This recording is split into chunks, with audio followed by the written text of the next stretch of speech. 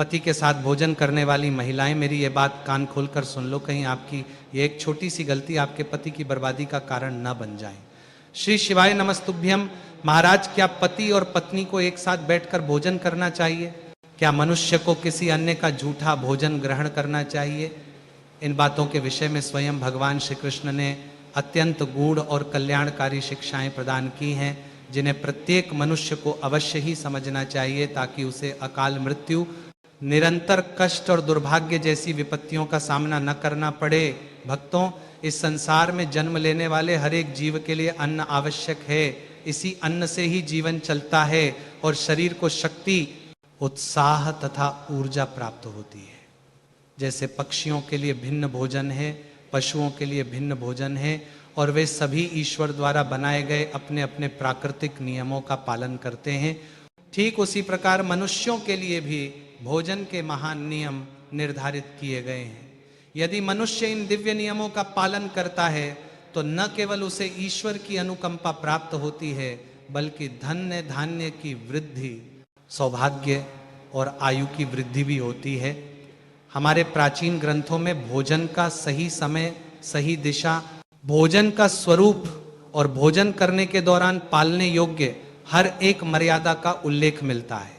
भगवद गीता में स्वयं श्री कृष्ण ने मनुष्य के आहार को 3 श्रेणियों में विभाजित करके यह स्पष्ट कर दिया है कि कौन सा भोजन मन को निर्मल बनाता है और कौन सा भोजन क्रोध, आलस्य, हिंसा तथा पाप कर्मों की ओर मनुष्य को प्रवृत्त करता है। भक्तों, जिस प्रकार का भोजन मनुष्य करता है, उसका आचरण, उसके विचार और उसकी सोच भी उसी प्रकार की बनती चली जाती है। इसी कारण से माँ लक्ष्मी की कृपा पाने वाला वही मनुष्य होता है जो भोजन के चुनाव में सावधान और सात्विक मार्ग का अनुयायी होता है। अब भक्तों, मनुष्य चाहे राजा हो या साधारण, चाहे महल में निवास करता हो या किसी छोटे घर में, उसे अन्न अवश्य चाहिए।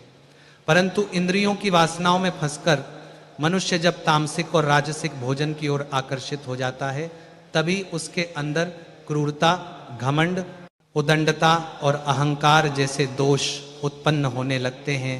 तामसिक भोजन जड़ता, असंयम और पाप वृत्ति को जन्म देता है। राजसी आहार क्रोधी स्वभाव, झूठी प्रतिष्ठा की इच्छा और हिंसक व्यवहार को बढ़ाता है। लेकिन जो भक्त भगवान का स्मरण करते हुए सात्विक भोजन ग्रहण करता है, उसका हृदय शुद्ध, मन निर्मल और विचार शुभ बनते हैं। ऐसे पवित्र व्यक्तियों के शरीर में ईश्वर का ही वास माना गया है। इसी के साथ भक्तों, भोजन से पहले वातावरण की पवित्रता, बैठने की दिशा, मन की शांति और कृतज्ञता का भाव अत्यंत आवश्यक बताया गया है। वास्तुशास्त्र कहता है कि भोजन करते समय व्यक्ति का मुख किस दिशा में हो, थाली कहाँ रखी जाए, कौन सा मंत्र बोलकर भोजन आरंभ किया जाए और भोजन उपरांत कैसी प्रक्रिया अपनाई जाए, इन सभी बातों का सीधा संबंध घर की समृद्धि, पारिवारिक प्रेम, स्वास्थ्य और मन की प्रसन्नता से होता है। जहाँ परिवार के सभी सदस्य एक साथ बैठकर प्रेम पूर्वक भोजन करते हैं, वहाँ कलह, तनाव और दरिद्रता दूर होती है तथा माँ अन्नपूर्णा और माँ लक्ष्मी दोनों की कृपा स्थायी रूप से बनी रहती है। इसलिए भक्तों, अन्न को केवल पेट भरने का साधन न समझें। यह भगवान का वरदान है, यह जीवन का आधार है। इसकी अवमानना करना, किसी का झूठा खाना, भोजन की दिशा और नियमों को भूल जाना, यह धीरे धीरे दुर्भाग्य को जीवन में प्रवेश दिला देता है। लेकिन यदि हम शास्त्रों में बताए गए नियमों का पालन प्रेम और श्रद्धा से करें, तो भगवान स्वयं उस परिवार पर प्रसन्न होते हैं और उस परिवार को रोग, भय और आर्थिक संकटों से बचाए रखते हैं। इसी वजह से आज के इस पवित्र संदेश में हम आपको भोजन से जुड़े उन्हीं आवश्यक सिद्धांतों से अवगत करा रहे हैं, जिन्हें अपनाने से घर में सुख, शांति, आनंद और समृद्धि का वास होता है तथा सभी सदस्यों का शरीर स्वस्थ और मन प्रसन्न बना रहता है। भक्तों, इस संसार में मानव को केवल एक बार जन्म मिलता है, इसलिए उसे सदैव वही आहार ग्रहण करना चाहिए जो उसे धार्मिकता, शुभ विचार और ईश्वर की भक्ति के पथ पर आगे ले जाए। तो चलिए भक्तों, जानते हैं भोजन संबंधित सभी नियमों के बारे में।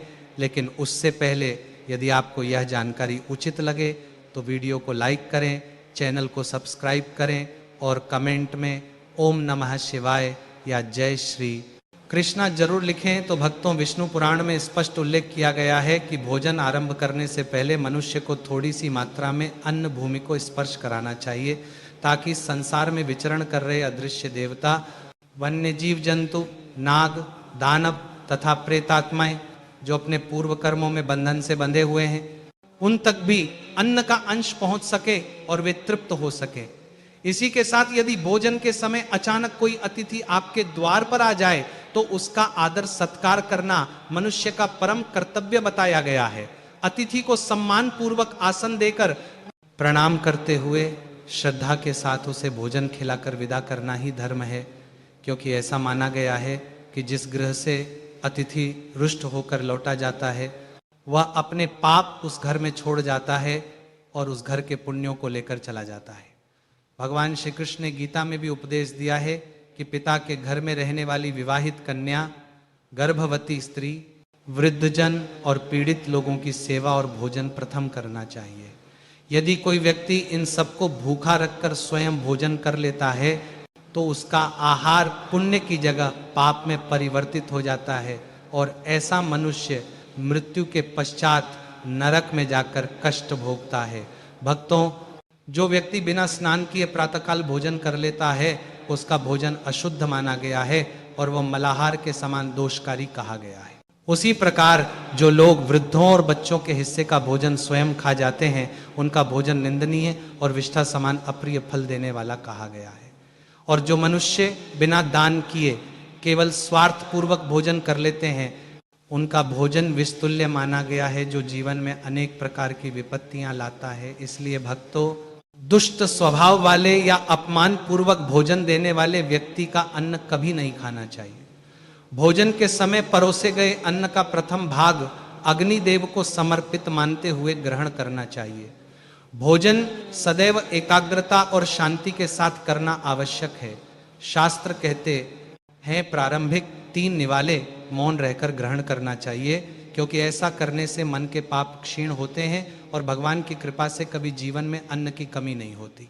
भोजन करते समय पहले मीठा, फिर नमकीन और खट्टा तथा अंत में कट्टू और तीखे पदार्थ का सेवन करना चाहिए। इससे पाचन तंत्र सुदृढ़ रहता है और शरीर निरोगी बना रहता है। वास्तुशास्त्र के अनुसार पूर्व दिशा की ओर मुख करके भोजन करने से रोग और मानसिक अशांति समाप्त होती है। विशेषकर जो लोग बीमार या अधिक आयु के हैं उन्हें पूर्व की दिशा में मुख करके ही भोजन करना चाहिए, क्योंकि यह दिशा सूर्यदेव की है और सूर्य स्वास्थ्य, शक्ति और दीर्घायु प्रदान करते हैं। जो मनुष्य अपने कार्य क्षेत्र में सफलता चाहता है या नौकरी तथा व्यवसाय में उन्नति की आकांक्षा रखता है उसे उत्तर दिशा की ओर देखकर भोजन करना चाहिए। यह दिशा विद्या और सौभाग्य की अधिष्ठात्री माता सरस्वती की दिशा है, परंतु दक्षिण दिशा की ओर मुख करके भोजन करना वर्जित माना गया है, क्योंकि उसे यम की दिशा बताया गया है जो मृत्यु और पीड़ा का कारण बन सकती है। इसी के साथ भक्तों, भोजन करते समय टूटी फूटी या गंदी थाली का उपयोग करना अत्यंत अपशकुन माना गया है। स्वच्छ और पवित्र पात्र में ही भोजन ग्रहण करना शुभता और लक्ष्मी कृपा को आमंत्रित करता है। विशेष ध्यान रखें कि एकादशी के दिन तामसिक भोजन, विशेषकर मांसाहार ग्रहण करना गंभीर दोष माना गया है और ऐसा करने से माता लक्ष्मी घर से विदा हो जाती हैं। भोजन का अपव्यय भी बड़ा पाप बताया गया है, इसलिए थाली में उतना ही भोजन लें जितनी आवश्यकता हो। यदि साथ खाने वाला व्यक्ति अभी भोजन कर रहा हो तो उससे पहले उठकर जाना भी पितरों के अप्रसन्न होने का कारण बनता है। भोजन उपरांत थाली में हाथ धोना शास्त्र विरोधी और अन्न का अपमान माना गया है। ऐसा करने वाले लोग अगले जन्मों में नीच योनि को प्राप्त होते हैं। सबसे महत्वपूर्ण बात, बिस्तर पर बैठकर भोजन करना पूरी तरह निषिद्ध बताया गया है, क्योंकि इससे शरीर में अनेक प्रकार की बीमारियां पनपती हैं। भोजन सदा भूमि पर आसन बिछाकर पांव मोड़कर नियम और मर्यादा सहित ही करना चाहिए। यही वह पथ है जो मनुष्य के जीवन में सुख, समृद्धि, स्वास्थ्य और ईश्वर कृपा का द्वार खोलता है। अब भक्तों, भोजन के नियमों में दिशा का अत्यंत महत्वपूर्ण स्थान माना गया है। यदि मनुष्य गलत दिशा की ओर मुख करके अथवा गलत आसन पर बैठकर अन्न ग्रहण करता है तो उसके जीवन में अनेक प्रकार की अशुभ परिस्थितियां उत्पन्न होने की संभावना बढ़ जाती है। इसीलिए शास्त्र सदैव दिशा संयम का पालन करने की सलाह देते हैं। भगवत गीता में श्री कृष्ण इस बात का उल्लेख करते हैं कि जिस भोजन पर किसी व्यक्ति का पैर पड़ गया हो या कोई व्यक्ति भोजन को पार कर जाए यानी उसे लांग दे, वह भोजन अशुद्ध हो जाता है। ऐसे अन्न को स्वयं खाने की बजाय पशुओं को दान कर देना चाहिए, क्योंकि इतना अपमानित भोजन खाने से आयु घटती है, शरीर रोगों का घर बन जाता है